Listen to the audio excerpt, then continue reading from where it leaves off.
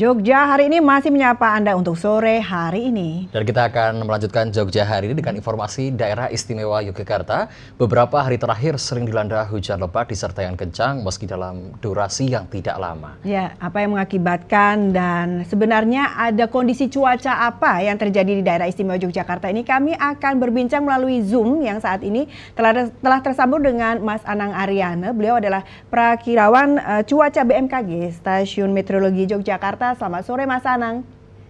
Halo, selamat sore. Selamat sore Mas Anang. Ini ada apa Mas Anang, beberapa hari ini kok Yogyakarta ini cuacanya kadang hujan lebat sekali, panas sekali. Ini bagaimana Mas Sering Anang? berubah secara mendadak Betul. gitu Mas Anang. Baik, dapat kami sampaikan ada dinamika atmosfer yang terjadi hari ini juga beberapa hari terakhir. Kami memantau adanya pusat tekanan rendah, kemudian adanya sirkulasi siklonik di sekitar Samudra Hindia sebelah barat perairan Sumatera. Dan ini menyebabkan adanya perlambatan kecepatan angin di sebagian besar wilayah Jawa termasuk wilayah DIY. Makanya di beberapa hari terakhir juga hari ini di wilayah DIY potensi hujan dengan intensitas bervariasi, ringan, sedang, bahkan lebat di beberapa titik juga terjadi. Begitu Mbak, Mas. Lantas Mas Anang, untuk saat ini daerah istimewa Yogyakarta sendiri sebetulnya ini memasuki musim apa sih Mas? Karena di Indonesia hanya mengenal dua musim, musim hujan dan musim kemarau, dan ini belum masuk musim kemarau, maka ini akan lebih, kalau ditanyakan musim apa, akan lebih tepat bilangnya musim hujan. Namun karena sudah berdekatan dengan musim kemarau, kita menyebutnya dengan periode peralihan beralih antara musim hujan ke musim kemarau, gitu Mas. Sebenarnya keadaan seperti ini apakah memang terjadi siklus atau memang karena perubahan cuaca ekstrim atau karena ada apa ini Mas Anang? Ini hal yang normal terjadi pada wajar berarti Mas periode peralihan seperti ini, di mana kondisi atmosfer termasuk labil sehingga mudah sekali berubah. Pagi cerah berawan, kemudian siang sudah mulai mendung, sore sudah mulai turun hujan dengan intensitas yang bervariasi, kemudian malam sudah kembali reda, berawan hingga dini hari. Begitu, Mbak. Namun Mas Anang, kami menemukan juga bahwa di beberapa media sosial ada cuitan-cuitan mengenai cuaca saat ini tidak menentu Mas. Apakah ini juga pengaruh dari El Nino sendiri atau seperti apa Mas? Maaf, saya tidak terdengar jelas. Boleh diulang Mas? Oke, baik. Kami ulangi lagi. Banyak cuitan yang kami temukan di beberapa media sosial bahwa cuaca saat ini kurang menentu, bisa dikatakan seperti itu. Apakah ini juga pengaruh dari El Nino yang kemarin beberapa waktu terakhir terjadi atau seperti apa itu Mas? Bisa dijabarkan? Baik, kami ulangi kembali. Apakah perubahan cuaca yang ekstrim pada saat ini dan cuaca tidak menentu, apa ini akibat dari El Nino? Untuk berlangsungnya selama berapa hari ke depan begitu ya. Ini kami memantau 3 hingga 4 hari ke depan potensi cuaca seperti ini masih akan berpotensi terjadi, Mas. Karena peluruhan dari sirkulasi siklonik di sekitar wilayah Sumatera itu akan meluruh hingga 4 hari ke depan. Ya, Januari, Februari kita ada kondisi seperti ini. Kemudian kita masuk ke April ini seperti ini juga. Dan tadi Mas Anang mengatakan bahwa ini adalah hal wajar. Berarti kita tidak perlu memikirkan hal yang kemudian harus kita waspadai lebih tinggi gitu Mas Anang? Tentu kita patut waspada terhadap perubahan yang cuaca seperti ini. Bentuk waspadanya bisa dengan mengamati atau mengikuti perkembangan dinamika atmosfer terkini, mengikuti informasi yang dirilis oleh BMKG Stasiun Meteorologi Yogyakarta. Kemudian masyarakat umum perlu lebih aware terhadap lingkungannya apabila ada ditemukan di sekitar tempat tinggalnya ada baliho atau ada pohon dengan perakaran yang rapuh atau pohon dengan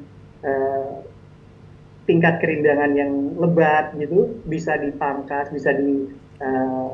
bisa diminimalisir pertumbuhannya. Kemudian baliho-baliho yang tidak cukup kuat bisa dirapikan seperti itu, sehingga dampak dari cuaca ekstrim atau cuaca dengan hujan dengan intensitas sedang hingga lebat ini bisa diminimalisir dampaknya di masyarakat, begitu Mbak. Baik, Mas Anang, kalau dari BMKG sendiri untuk beberapa hari terakhir ini kan curah hujan juga terjadi di DIY dan beberapa waktu terakhir. Ini kategori hujannya sedang atau hujan lebat atau seperti apa, Mas?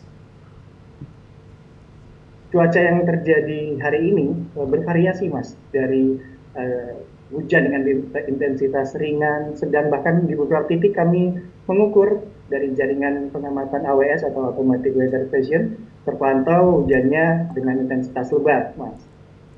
Baik, dari informasi yang kami terima di Gunung Kidul, Bantul, Jogja, kemudian Sleman, paling banyak yang terdampak ini Gunung Kidul, Mas. Memang di sana perlu banyak diwaspadai kah? Begitu? Untuk 3 hingga 4 hari ke depan potensi cuaca ekstrim atau hujan dengan intensitas sedang hingga lebat perlu diwaspadai untuk wilayah Gunung Kidul bagian utara, kemudian wilayah Sleman dan wilayah Kulon Progo bagian utara. Iya. Baik, Mas Anang, apakah ada data yang lebih spesifik, Mas, daerah mana saja? Mungkin Kapanewonnya bisa disebutkan untuk mewaspadai intensitas hujan yang lebat, kemudian potensi-potensi bencana hidrometeorologi mungkin, Mas? Ya, seperti tadi yang saya sampaikan sebelumnya, wilayah yang perlu diwaspadai potensi cuaca ekstrim diantaranya wilayah Sleman, wilayah Gunung Kidul bagian utara, dan wilayah Kulon Progo bagian utara. Baik.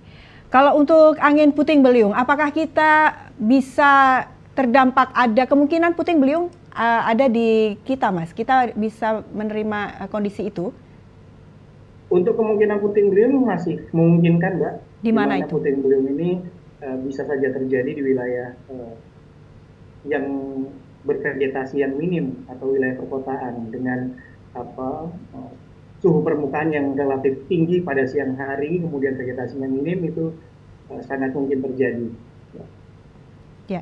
Kalau untuk angin, kita mewaspadai apa? Dari yang terjadi saat ini, hujan lebat, angin, atau hujan dan angin yang kita akan terima pada sampai 4 hari ke depan? Yang perlu diwaspadai adalah ketika terjadi hujan dengan intensitas sedang hingga lebat yang disertai dengan angin kencang. Nah, ini masyarakat apabila mengamati di wilayah mereka atau di sekitar mereka ada awan dengan bentuk atau warna abu-abu gelap, mendung, kemudian ada terdengar petir, kemudian hembusan angin kencang. Nah, ini yang perlu diwaspadai, Mbak. Ini akan berpotensi terjadi cuaca ekstrim, yaitu cuaca hujan dengan intensitas sedang hingga lebat yang dapat menimbulkan kerugian atau dampak bencana. Mas Anang, untuk cuaca pada yang terjadi hari ini, apakah ini juga termasuk ada perlambatan gitu untuk peralihan cuaca atau seperti apa, Mas? Putus-putus, Mas. Boleh diulang, Mas?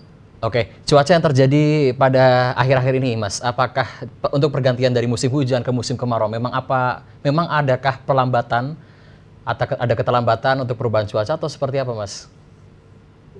Oke.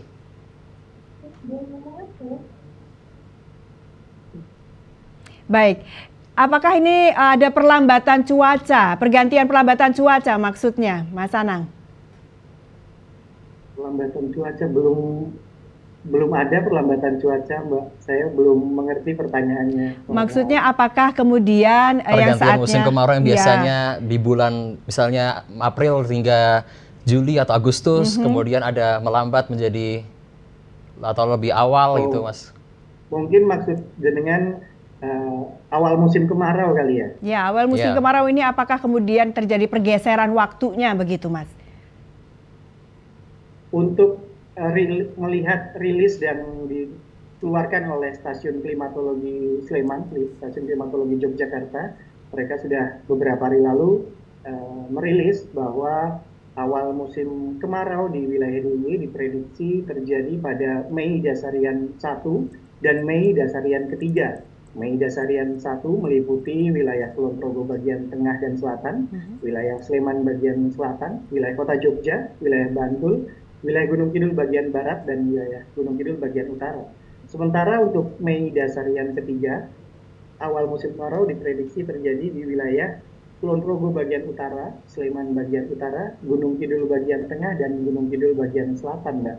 Baik, jadi untuk kondisi cuaca seperti ini tidak mengkhawatirkan untuk dunia pertanian atau kemudian dunia pertanian ini harus mewaspadai serta ini untuk gelombang. Adakah kerjasama Iya. gitu dari Dinas Pertanian dan juga BMKG sendiri mungkin Mas untuk masa tanam dan lain-lain sebagainya gitu Mas? Kebetulan kami dari stasiun meteorologi dan untuk kerjasama dengan Dinas Pertanian itu dilakukan oleh stasiun klimatologi, Mas. Dan saya yakin teman-teman dari stasiun klimatologi sudah melakukan kerjasama tersebut dengan Dinas Pertanian untuk mengurangi dampak yang ditimbulkan akibat perubahan iklim atau pergeseran iklim. Begitu, Mas. Baik, Mas. Kalau untuk terkait perairan di daerah istimewa Yogyakarta sendiri, Mas, seperti apa potensi gelombang tinggi yang terjadi, Mas? Mas Punten, boleh diulang, Mas? Untuk perairan di daerah istimewa Yogyakarta ini seperti apa potensi gelombang tingginya untuk kita, Mas? Oke. Perakiraan tinggi gelombang di wilayah perairan Jogja, kami memprediksi tinggi gelombang berkisar antara 1,25 hingga 2,5 meter yang masuk dalam kategori sedang. Bertepatan dengan fase purnama ini tentu ada kemungkinan tinggi gelombangnya bisa lebih dari 2 meter dan itu bisa menjadi peringatan bagi masyarakat yang beraktivitas di sekitar wilayah perairan ataupun wisatawan yang beraktivitas di sekitar wilayah perairan. Itu, Mas. Baik, terima kasih Mas Anang Aryana, Prakirawan Cuaca BMKG Stasiun Meteorologi Yogyakarta telah bergabung bersama kami melalui saluran Zoom. Terima kasih Mas, selamat sore.